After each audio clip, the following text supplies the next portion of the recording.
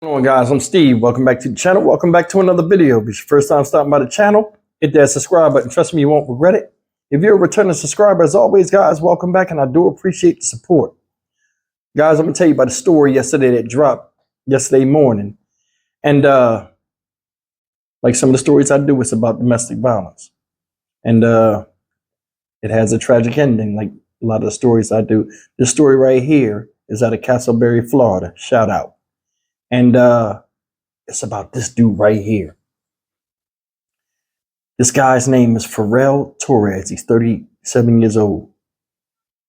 Just the way he looked, I had to do the story. He looked crazy. He looked like death. I'm just keeping it real. You know, some people just look like whatever you say they do, they accused of, they did. He got that kind of face. This guy right here, ladies and gentlemen, yesterday morning, called 911 himself and reported that he had killed his girlfriend, 39-year-old Vanessa Marie Santiago, in which they share one child together. Didn't say what the argument was about, but he took a knife and plunged it in her head. She was found dead on the scene. Now I'm gonna go ahead and show you this video, but I'm gonna talk about a couple of points about like domestic violence and situations where I think sometimes a lot of women and maybe men just can't get out of a relationship. Take a look. A Seminole County man is in jail tonight facing murder charges, accused of stabbing his girlfriend to death in Castleberry this morning. Thank you for joining us. I'm Stuart Moore. And I'm Summer Knowles. Police say they responded to calls involving this couple before. West U's Haley Crumblehome spoke to people in the area who were shocked by everything that unfolded.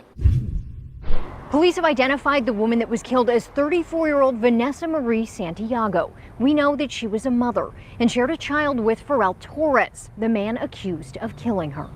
It was around 9 a.m. Wednesday morning when police started to arrive at this apartment complex off Cimarron Boulevard.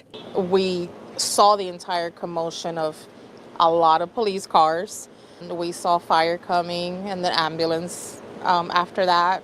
Obviously, there was some type of violence because when you see the yellow tape, you know, it isn't just a regular call. And more than 10 hours later, the cop cars and crime scene tape remained. I'm very shocked, to be honest, because we've been gone over 7 hours and they're still here. So that actually makes me feel a little bit uncomfortable. My children are here, so it makes me wonder. But by Wednesday evening, Castleberry police said what happened wasn't a threat to the public, but a case of domestic violence with a tragic ending. The death of 34-year-old Vanessa Marie Santiago. Oh my gosh. Castleberry police say Santiago's boyfriend, Pharrell Torres, was arrested after calling 911 himself Wednesday morning, reportedly telling the dispatcher he stabbed his girlfriend. When police arrived, they found Santiago stabbed in the head. I have a lot of people that I love that are here, so that's scary. Castleberry police said they responded to a call involving the couple back in March, but Santiago told police no one had been violent and declined to press charges. Before that, police say the sheriff's office responded to a call in 2021 about Torres being violent towards Santiago. In Wednesday's case, police say the child the two shared wasn't there when it happened. I feel bad for the families, though, especially there was kids involved. That's horrible. Police say their child is with his grandmother, Santiago's mom. Torres is currently in the Seminole County Jail facing a murder charge.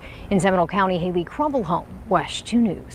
All right, guys, that's the story. And may this lady, Vanessa Marie Santiago, rest in peace, age 39. Now it says, Torres was booked in the Seminole County Jail on charges of second-degree murder. Said police said they have one prior report on file from March when Santiago reported that Torres stole her phone. You see a lot of guys doing this stuff with girls. They get mad, jealousy, always fights over the phone. Take the phone, won't give it back. She called police. They responded. It says, and I want you to pay attention to this, guys. In that case, Vanessa Santiago declined to press charges and told officers no violence took place, the agency said in a news release. Police said they are also aware of a 2021 Seminole County Sheriff's Office report that says tourists behaved violently towards Santiago. So it was a history. A lot of jealousy. Now I'm gonna tell you something, ladies. You can never tell, when a guy can act like this, because a lot of times this is masked. People wear masks. Like I say, somebody wears a mask, they say just enough to get you to trust them, and they turn up, and this can be anybody. But the reason why I'm bringing this up is it was a slight history. Little ticky-tack things that should have ended the relationship a long time ago. She refused to press charges when he was acting like a child in March, and it cost her her life. This woman died violently. He plunged a knife into her skull in a fit of rage. Nobody knows what it's about. He did it, went outside, and stood there and waited for the police to come. Now, a lot of times when I look at these situations, nobody should be fighting on nobody, whether it's a guy or a girl or whatever. But just because you say a kid with somebody, a lot of times people might feel as though they are letting down their child, and that child could be the teetering point of them getting away from somebody they should get away from. But nowadays, a lot of times with dudes, the way they act childish and stuff, you can tell them to get away and do everything you want, even get a restraining order, and it's not enough. Now, I don't know how violent this guy was, but it said he was behaved violently before. A lot of people don't want to report that.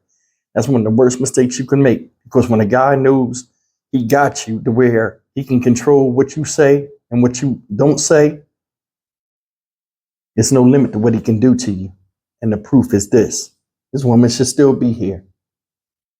Honestly, the way this dude look, now maybe that's just a bad picture, but damn, you'd be happy you got somebody. Now, I said they shared a child together. Didn't say whether the child was home or not, but he didn't think about none of that when he was in a fit of rage and took the mother from the child he has. See, this is the thing. You didn't just kill your girlfriend. You killed a part of that child too. His development or her development, depending on what sex it is. That child, once you take one of the two entities that cause the creation of one being away, it always has an adverse effect on the development of the child. But a lot of people don't see it like that. It's like nowadays people get so angry they can't remember nothing except what's presently done to them or how they presently feel. Anyway, the whole thing about this story is, man, she could have did something. I don't know. It just seemed like, from just the outside looking in. This is all this video is about, from the outside looking in. He showed many times that he wasn't the one. I wonder what was keeping her there, and subsequently cost her life. This is one of those things we'll never know. I'm Stock Market Steve for the Dynamic Reason channel. As always, like, comment, share, and subscribe. I'll see you guys in the next video. Take care.